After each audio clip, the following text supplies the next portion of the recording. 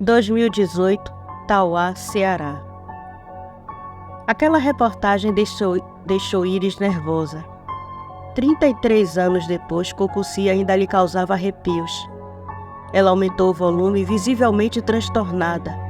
A preocupação e o pânico em sua fisionomia chamaram a atenção de seu filho, Eitan, de 19 anos, que parou o que fazia e prestou atenção na reportagem. E quando esta terminou, ele perguntou: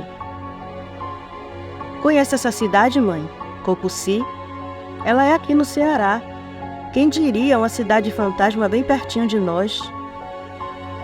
Iris desligou a televisão e se virou para o filho e disse num tom severo e sério: "Me escute bem, Eitan. Não quero que vá a esta cidade. Se passou pela sua cabeça, desfaça a ideia. Sei que tem uns amigos muito aventureiros, mas esta cidade está terminantemente fora da rota de aventura de vocês." Eitan percebeu que, pelo tom e forma que sua mãe falou, Cocussi não era só uma cidade fantasma. Havia medo e desespero no tom de voz dela. Ele então disse: "Mãe, olha só como acabou de dizer tudo isso.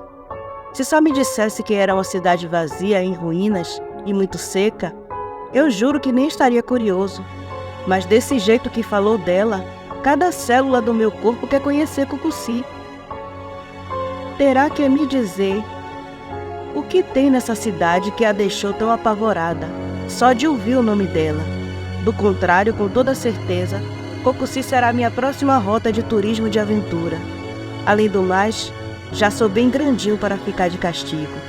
Então por que não quer que eu vá até Cocussi?" Iris encarou o filho. Sabia que ele não estava desafiando a autoridade dela, mas sua sinceridade às vezes a assustava. Ele era exatamente como o pai, cru em sua sinceridade, sabendo que se não desse um bom motivo, seu filho se aventuraria até aquele maldito distrito. Ela resolveu contar. Difícil era saber se ele acreditaria. Ela se sentou perto dele e estremeceu ao relembrar a história assustadora que se ocultava nos porões da igreja de Cocussi. Cocussi nem sempre foi uma cidade fantasma. Eu não sei bem o ano em que ela foi fundada, mas sei que ela deixou de ser cidade em 1979. Se tornou apenas um distrito e virou parte do município de Parambu. Minha família chegou lá um ano depois dela ter se tornado um distrito. Eitan se ajeitou na cadeira. A frase "minha família" era nova para ele. Sua mãe nunca falava de seus avós. Como seu pai, ele respeitava isso, pois imaginava que, seja lá o que aconteceu, era doloroso para ela lembrar aquilo. Nesse momento, Stalin, um Maine Coon texudo como seu pai, Faraó, saltou sobre o colo de Eitan. Ele carregou o felino, um descendente do primeiro gato de sua mãe, e foi até o sofá, onde sentou mais confortavelmente para ouvir a história que sua mãe pausou. Vendo que novamente tinha a atenção do filho, Iris continuou: "Eu nunca falei de seus avós, porque ninguém acreditaria, e eu não inventaria uma mentira só para agradar as pessoas e não ser taxada de louca. Mas vou lhe contar tudo e espero que me leve a sério, porque não sou mentirosa, e você bem sabe disso. Meus pais não eram brasileiros. Minha mãe era de uma família extremamente tradicional italiana, os Belinsky, onde os costumes e as tradições familiares eram levadas muito a sério. Meu pai era descendente de alemão, e quando ele e minha mãe se conheceram, se apaixonaram. O problema é que ele era padre, o padre da igreja local, onde toda a família Belinsky era assídua em todas as missas e eventos. Como não queria cometer sacrilégio, meu pai abandonou a batina, abriu mão dos votos e foi pedir permissão a meu avô para namorar e futuramente casar com minha mãe. Você pode imaginar qual não foi a resposta do meu avô. Ele expulsou meu pai a pontapés de sua propriedade, chamando ele aos berros de herege. Não vendo outra alternativa, os dois fugiram para o Brasil e foram morar em São Paulo, não no centro, mas no interior, em Atibaia, que naquela época era bem interior. Eu estava com 13 anos na época em que meus tios encontraram minha mãe e meu pai. Eles bateram na porta e meu pai abriu. Eles entraram e deram uma surra nele na minha frente. E disseram à minha mãe que se ela não voltasse com eles, na próxima visita mataria meu pai. E que ela voltasse sozinha. Eu era uma porca miséria e não deveria ir com eles. Antes de saírem, eles olharam na minha direção e de meu pai e cuspiram no chão. Naquele mesmo dia, à noite, saímos de Atibaia. Pegamos só o necessário, roupas, documentos e uns pertences de meu pai que ele tinha muito apreço. Foi quando viemos para o Ceará e procuramos um lugar o mais improvável para viver. Numa época em que os nordestinos estavam indo para São Paulo em busca de uma vida melhor, nós saímos de lá para viver no Nordeste, na cidade de Cocuci. Não era uma vida fácil, mas depois de ver o que meus tios fizeram com meu pai, Cocuci era o paraíso. Até que uma serpente resolveu passear por lá. Era um grupo de imigrantes, e pelo jeito que chegaram, estavam há dias na estrada. Eles eram de onde eu não sei, mas meu pai falou, quando os viu, que não eram do Brasil. Logo receberam o calor e a hospitalidade nordestina, e uma semana estavam inseridos na comunidade. Eita interrompeu sua mãe para perguntar: pelo jeito que falou, você não gostou muito deles. Iris fitou o filho por alguns segundos. Entraria na parte difícil da história, onde o surreal e o sobrenatural se revelaram de uma forma assustadora. Filho, nossa família carrega um sobrenome com um significado muito vasto, que vai de um nome comum ao incomum. Somos a família Jagger. Era o sobrenome do meu pai. E quando ele descobriu que aqueles imigrantes eram, ele me explicou o significado do nosso nome: caçador. Aqueles imigrantes não eram humanos. Eram umas criaturas tão assustadoras e apavorantes quanto as que compõem o folclore brasileiro. E elas foram o motivo de Cocuci ter se tornado uma cidade fantasma. Meu pai explicou para mim, porque minha mãe já sabia. Ele não era um padre comum, mas se tornou um para ter os meios e os conhecimentos para caçar essas coisas, que aprenderam a conviver entre os humanos, os caçando e devorando-os.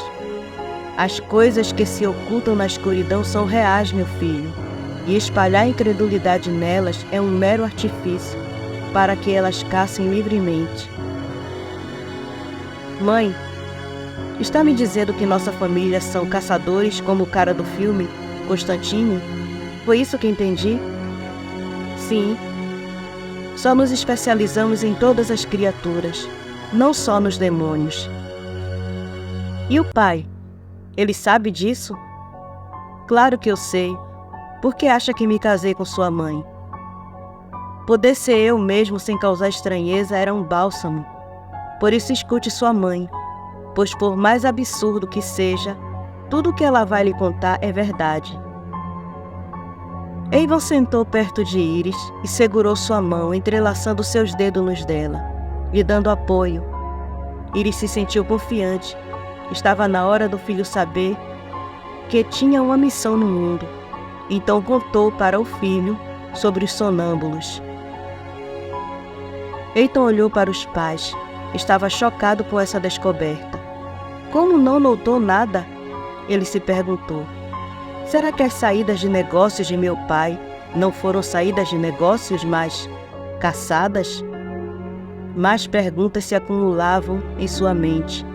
Ele não sabia se achava aquilo tudo o máximo ou achava que seus pais surtaram em conjunto.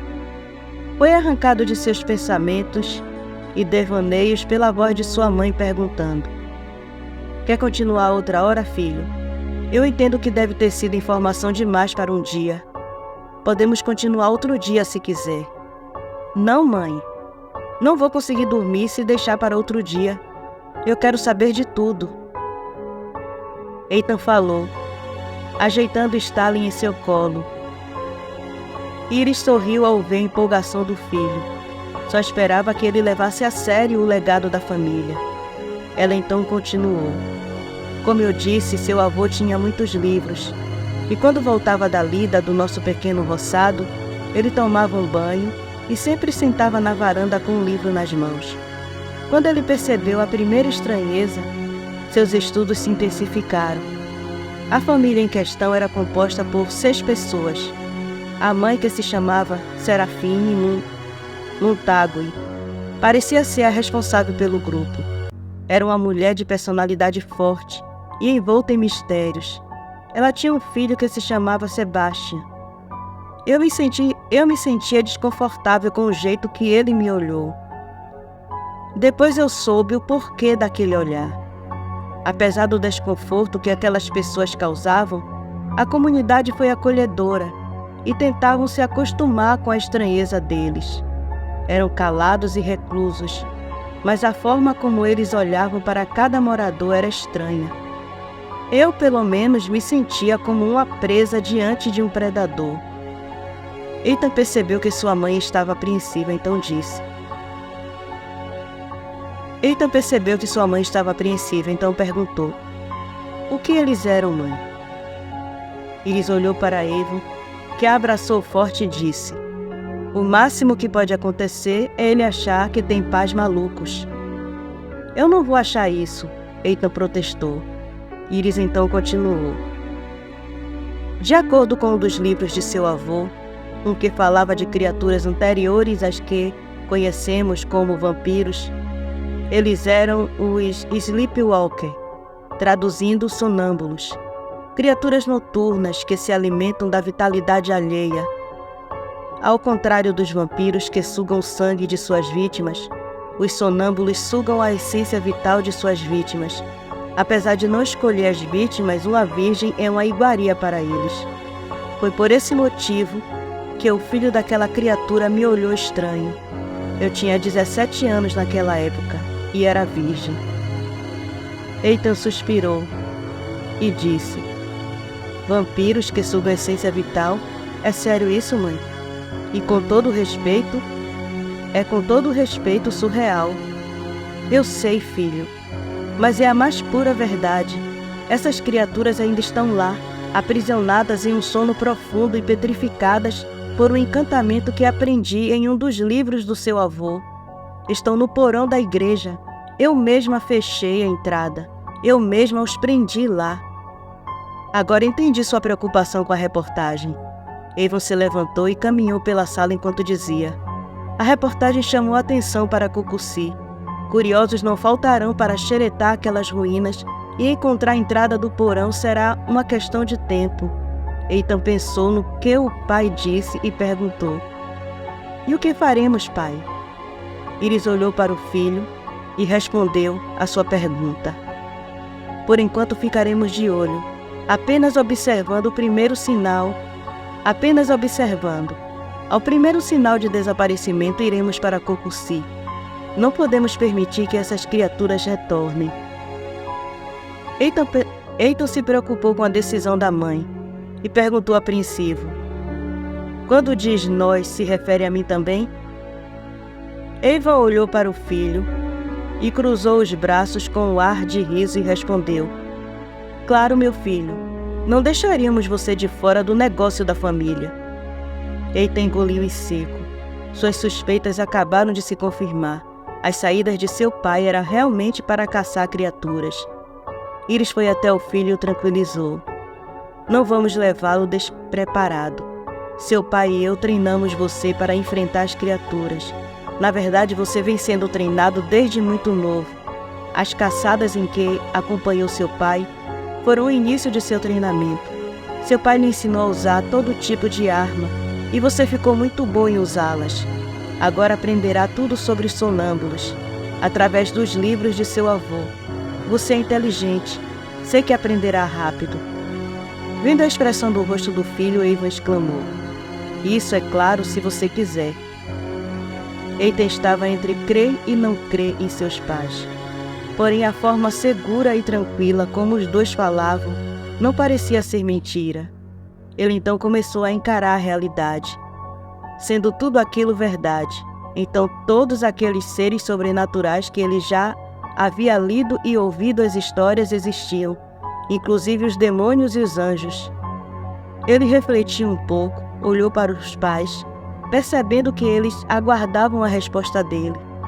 Respirou fundo e, mesmo sentindo a ponta de medo no desconhecido, ele respondeu: Eu quero fazer parte do negócio da família.